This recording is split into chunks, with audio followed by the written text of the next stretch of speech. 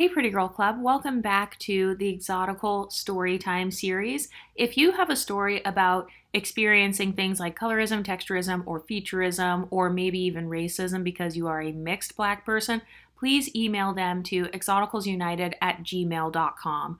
A lot of people have been telling us for the past few decades that we are delusional, that we're not really going through anything, and that we can't experience isms. And we can. And I'm so tired of us having to be spoken for by unambiguous women when they don't have our experiences, they don't have our phenotype. And I've noticed that the longer we stay silent, the more others will begin to speak for us. So I'm so glad that we've got tons of pro mixed race channels coming up. We've got tons of people on here who are really doing it big.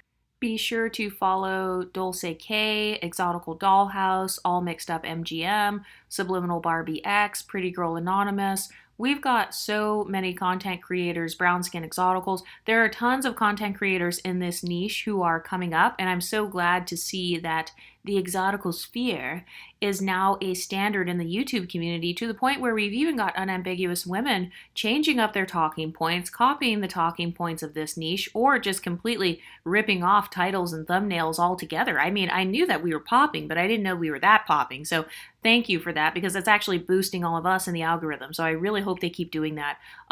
But if you have any stories that you would like to share with this audience, please email them to exoticalsunited@gmail.com, because we can't all be lying. We can't all be delusional. But let's go ahead and get into today's story. So this girl says, "Hi, Exoticals United. I love your content, and your Decentering Men series has helped me immensely. So has your social climbing series. So thank you so much for all the work that you put in. I was wondering if you could make a podcast because I'm firing through my internet plan trying to watch your videos, lol. I would also love if you could talk about reverse pretty girl problems, which is when people think you're pretty, but you don't dress up or try to fit the beauty standard, and somehow that pisses them off." That's a fantastic idea. I probably will. I'll do some videos on that because, yeah, that's something that's very common. Oftentimes, people like to take ownership over your beauty, and they make comments like, "Well, if I looked like you, I'd be wearing booty shorts every day. If I looked like you, I'd be showing my stomach every day. If I look like you, I'd be wearing XYZ." And it's like, but you're not me.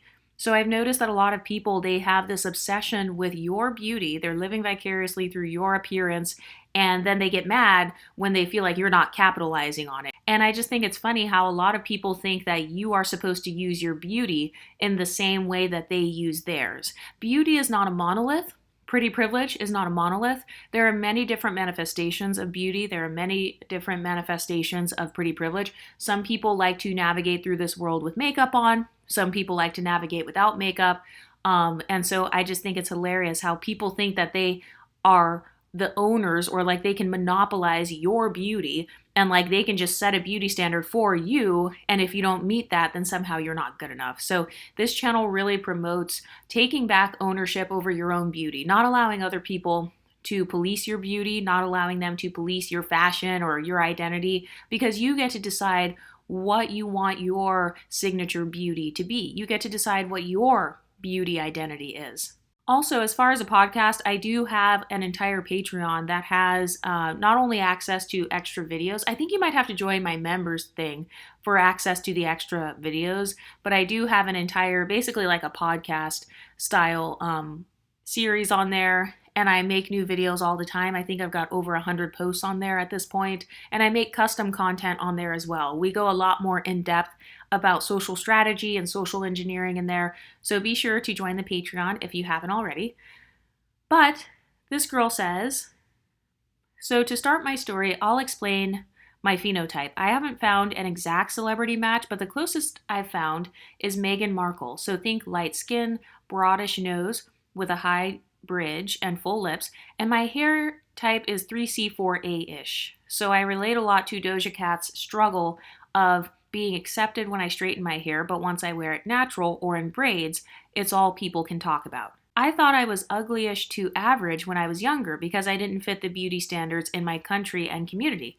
They thought pretty equals slim nose, thick eyebrows and eyelashes, and straight hair. And on top of that, I didn't know how to style myself or put on makeup, and I hated straightening my hair. People have always been too comfortable commenting on my features or how I looked. Have you ever noticed that a lot of people feel comfortable commenting on your looks when you're pretty? I have never in my life seen someone directly walk up to someone who was quote unquote ugly and they comment on how they look, unless, of course, they're children. But this channel focuses on our experiences as adults.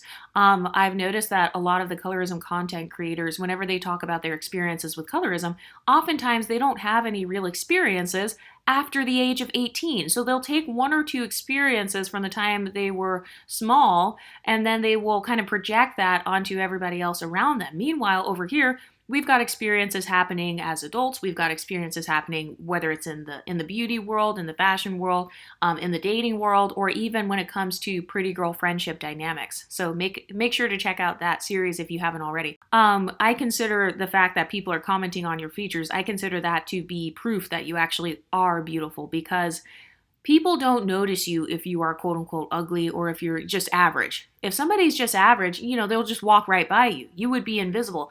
Beauty is visibility, and beauty is what draws attention. So the fact that you're getting attention in the first place, even if people are trying to point out the pimple on your face or they're trying to point out some small flaw that they see, the fact that they're giving you that much attention to where they're taking time out of their day to talk to you, especially if the person talking to you is an adult, yeah, you definitely stand out. But let's continue. She said, this one time my aunt completely unprompted was trying to compliment me, I think. She went, it's a good thing you have light skin and your face is decent, but your hair, dot, dot, dot. And she had a disapproving look on her face, like, Miss Ma'am, I didn't ask you to analyze my looks. I swear, it was so out of the blue, like we weren't even talking about looks in general, or my looks. Yeah, I've noticed that a lot of times the people who don't have a particular privilege, they like to spend their time obsessing over privileges that they do not have. So in my opinion, that means that that person deeply cares about that privilege and that person secretly wants that particular privilege, which is why they point it out on other people, even when you're not thinking about it. I've noticed that a lot of the people who talk a lot about skin tone privilege or pretty privilege or texturism and featureism privilege, a lot of the people that talk about that are the people who do not have those privileges. And in my opinion, I do believe that a lot of those people secretly want those privileges, but they're too afraid to, change themselves for obvious reasons. The average person, they're not going to spend thousands of dollars like changing their features so that they can attain those privileges. But I do feel like deep down inside, a lot of people want to look different than what they do. And so as a way to try to cope with not being who they want to be, they will try to project their insecurities onto you. This girl says, another incident happened when I wore my hair in twists, and I had them for a while, so the roots needed a bit of attention, to be honest, but it wasn't that bad. Anyway, I went to a family friend's house, and again, completely unprompted, this older woman asked me if I braided my hair myself, and I was like, yeah, I did my own hair, but these are twists, not braids. And she goes, oh, well, they're not that good. As in, your hair needs to be redone because she has a problem with roots being a bit loose. And then she offers to braid my hair for me, and I'm like, question mark? Girl, I'm here to socialize. I don't need anybody to do my hair for me, damn. She was trying to convince me that I needed to get my hair braided for a solid 5 to 7 minutes. And I'm like, lady, I love my hair as is. Leave me alone. Yeah, I've noticed that a lot of women who have inferiority complexes, they also struggle with perfectionism. So they try to pursue beauty perfection, and so when they see someone like you who already believes you're beautiful, or someone who they consider more beautiful than them, but you're not perfect, let's say you have an imperfection, you have a pimple, your hair's frizzy, then they have to call it out, like you're a little bit overweight, you have a gap in your teeth or something. They have to call it out because that person feels like they can only be pretty if they had everything perfect about them. Meanwhile, they don't realize that there are plenty of people receiving pretty privilege every day who do not have perfect teeth. They don't have a perfect body. They don't have perfect hair.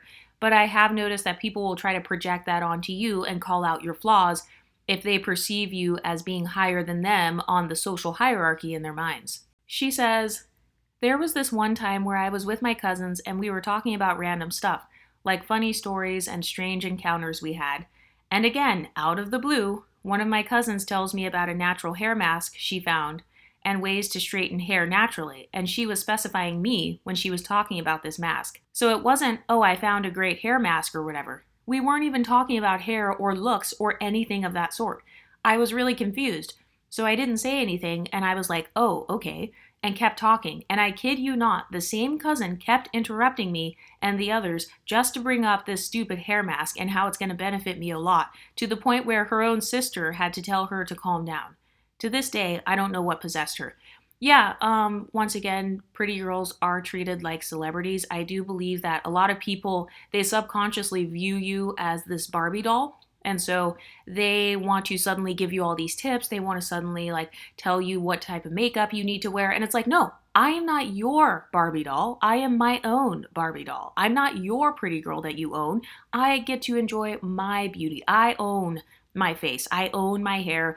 I get to decide what I want to do with it. If I want to change it, I get to decide what to do with my own body. But a lot of people, when they're living vicariously through you, it's that same thing where they're like, well, if I were you, I would do this to my hair. If I were you, I would do this to my makeup. And it's like, but you're not me. That's the problem. You're spending your time examining my appearance when you should be spending the time examining your own. And then maybe you wouldn't even be noticing me so much because you would be so wrapped up in your own beauty and how beautiful you are to the point where you wouldn't have to even look at me. She says, another incident, I was watching TV with another cousin and there was this hair care product commercial. And the woman in the ad had very healthy, straight, thick, and long hair. I didn't think anything about it. To me, it was just a commercial. My cousin sees the commercial and sighs dramatically, saying, look at her hair, it's so beautiful, unlike ours. Girl, if you think your hair is ugly, that's your problem. I love my hair as is. This same cousin, every time she would see me, she would comment negatively on how I looked before she would even say hi or any pleasantries. She would go like, oh no, you got darker. Oh no, you've lost so much weight. Because she knows I want to put on some weight. And I never understood why she felt the need to comment on how I looked every single time she saw me, even if it was in the span of weeks. The funny thing is that I didn't care about half of the stuff she commented on because I don't care if I get darker or lose weight. I still wouldn't think I was ugly. But what bothered me was that I knew these were things that upset her. So she was always trying to upset me by implying that I got uglier. Exactly. A lot of people who have insecurities of their own, they're going to try to project those insecurities onto you. And so this is why I'm at a point where if I don't trust the person, I'm not going to tell them any information about any of my quote unquote beauty tips or my social climbing goals, my beauty goals. For the most part, I'm just going to stay as vague as possible and not even allow those people access into my life. Because have you ever noticed how people will not even like you, but then they're still obsessed with you. They still want to talk to you. They still want to say hi to you. They still want to hang out with you, knowing that they dislike you. And I've noticed a lot of people have that mindset of keep your friends close and your enemies closer.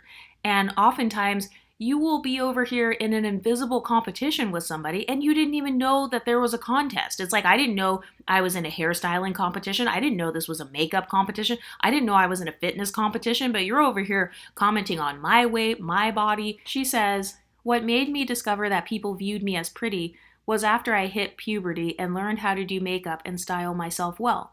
People who used to criticize my looks when I was younger would go up to my mom and tell her they thought I was pretty. They didn't even have the audacity to tell me themselves, LMAO. And these people are super judgmental and will literally find a flaw in Miss Universe. So that's what made me realize that I was pretty. After watching your series on pretty girl problems, I put two and two together and finally realized why people would give me the nastiest looks when I would get all dolled up. I would always second guess myself and think my makeup looked weird or my hair looked weird or I had something on my face. And when I would ask my friends or whoever was with me if I looked okay, they would be like, yeah, you look good. You've got nothing on your face. There was even this one time at a wedding reception where I was walking past a few tables and all of them, no exception, were looking at me. And it wasn't a fleeting look or acknowledging my existence type of look. No, they were intently looking. And what really hammered it in is when I was going back to my place and I had to walk by that same bunch of tables again, they all flipped their heads to look and I was cowering in my shoes, LOL. A few of them were staring maliciously, like in a very snarky way, and I hadn't even done anything like flip my hair or strut. It was so uncomfortable. I even asked my friend who was with me at the time, like 4 to 5 times, if I looked okay, and she suggested that maybe people were staring because I looked pretty.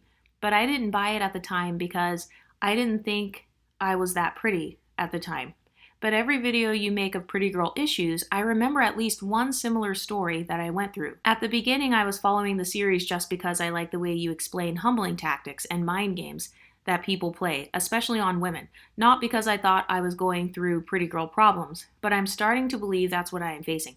Yep, everything you've mentioned so far have been absolute humbling tactics, trying to make you insecure about your hair, wanting you to be insecure about your weight, or about putting makeup on. I talk a lot about how people will use beauty shaming as one of the main tactics against women who have pretty privilege. So they will shame you for wearing makeup. They'll shame you for using any sort of beauty enhancements like eyelashes, or let's say you have the money to like get liposuction. Let's say you're fat and you have money to get liposuction, or maybe you are old and then you have money to get a facelift. I've noticed that some people will shame you, but deep down inside, those same people who shame you would gladly trade places with you when it comes to your pretty privilege. So this is why I don't take any of those people seriously. A lot of people want you to stay where you are. They don't want you to succeed and go further than them in life. And we know on this channel that pretty privilege and the concept of privilege stacking, it's a very powerful thing. And so a lot of people, whether they realize it or not,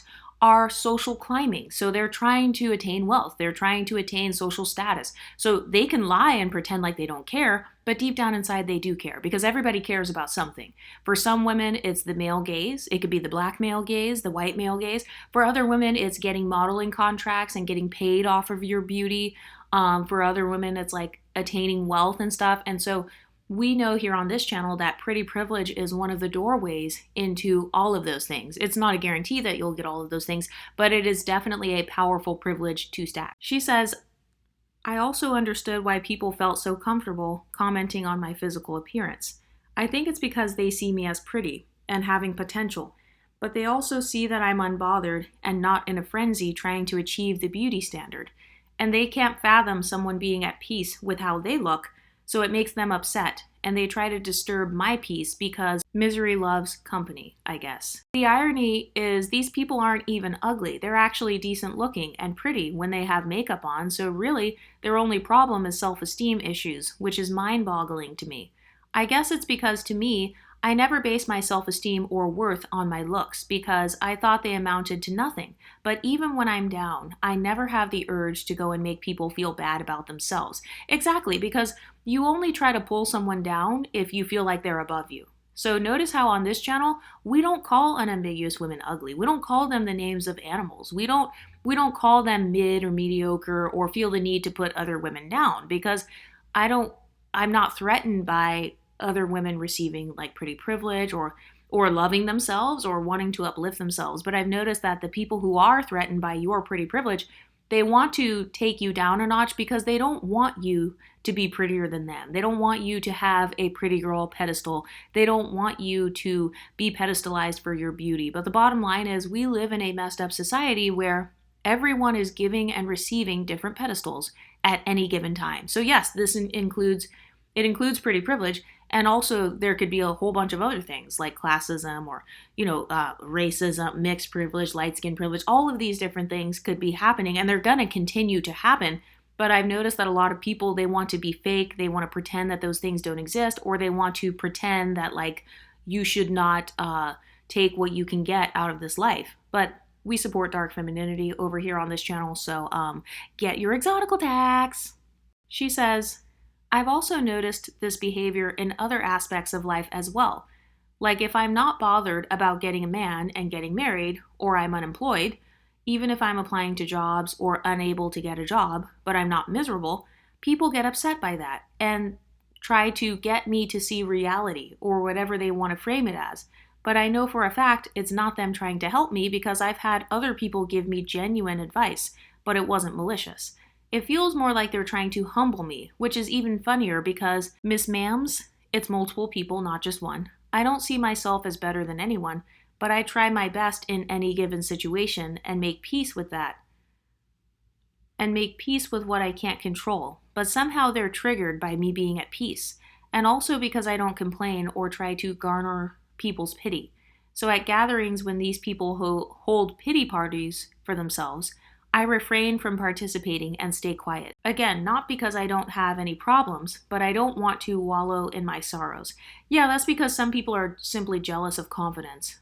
Oftentimes, when people are seeking after pretty privilege, it's not just the pretty privilege in itself that they want. It's the lifestyle that comes with it, it's the confidence that comes with it, it's the no fucks given attitude that comes with it. And I've noticed a lot of people will they'll try to project their insecurities onto you. So like what you said about the hair texture thing, like I have type 3 hair, and when I was in college, I would blow my hair out into an afro on purpose, kind of like a puffy straight look or whatever, and I would wear it like that sometimes. And I remember girls, well, one girl in particular, she said that I need to do my hair, like I need to straighten it. And I remember thinking, no, I don't. Like, this is exactly how I want it to be. I like when it has more of a puff to it. I like when it looks kind of like that stretched yaki look. I liked that style. I thought that it looked very beautiful and high fashion. But that girl was saying that because she was projecting. She didn't like afro hair. By the way, she did have an afro herself. Her hair was, I don't know, maybe 4B, 4C, and she did end up getting a texturizer or relaxer, whichever one loosens your curls. And so I wasn't surprised. I wasn't surprised that she ended up switching her hair texture to get it closer to mine. She was just projecting her own inferiority complex onto me. Like, I would never purposely try to do a hairstyle and then it's an ugly hairstyle and then I'm walking around like I'm the shit in that ugly hairstyle. No, people do things because they don't care about it looking bad or because they think it looks good. So she thought that an afro didn't look good, not me. I refrain from participating and stay quiet. Again, not because I don't have any problems, but I don't want to wallow in my sorrows. They give me the side eye like, don't you have anything to complain about? And if I continue my silence, they dig up any general knowledge about me and try to call me out on it. Yes, I've noticed that if you have confidence, people will try to find dirt on you. They do this in the workplace. They'll try to find your errors. They do this when it comes to your hair and makeup. Anytime someone's threatened by your beauty, the first thing they do on a subconscious level is they will search for your flaws. So they'll start, this is why they'll look you up and down and stuff. They will try to look at your face, like see if any of your features are off. They'll try to look at your body to see if anything looks ugly because they're searching for flaws. And they're doing this because you have made them feel threatened about their beauty pedestal. You have made them feel threatened with their place in society. You've made them feel threatened with their social status. It could be amongst the male gaze. It could be with anything, but I've noticed that's the only reason people do that. It's because they are threatened. And so if they don't know anything about you, they will literally make things up. They'll make things up. They'll make assumptions about you. And then they will try to call you out on it, or they'll try to like gossip about you. She says, they'll start talking about my appearance or my employment status when I have been quiet. LMAO, they just wake up every single day and choose violence, man. Anyway, I'm trying my best to avoid these people, but sadly, because they are extended family and acquaintances, I sometimes run into them at functions that I must attend. And yeah, you know the rest by now. As long as this has been, I have a trillion stories of people just being bothered by me being at peace with myself, or bothered by me not using my pretty privilege to the most, I guess. Thanks a lot for giving me the opportunity to send my story because this has been therapeutic. I was typing this out and cackling at the magnitude of mental instability. This was a very long email. I'm going to wrap it up here and wish you a great day. Yeah, I'm not surprised at any of this at all, trying to police your hair texture because in their mind, they don't like their hair texture. And so they have a mindset of, how dare you like your own hair texture that's similar to mine? How dare you be confident and pretty when you have hair that is just as coarse as mine? Kind of like how people were doing with Ice Spice. It's, how dare you think you're cute with those African facial features? LMI, how dare you think you're cute with that broad nose and those big lips? So it's that same thing. If they view it as an insecurity, but you view it as an asset, I've noticed that people are threatened by that. But what do you ladies think? Have you ever had any of these things happen to you? Let me know in the comment section and I'll talk to you next time. Stay pretty, ladies.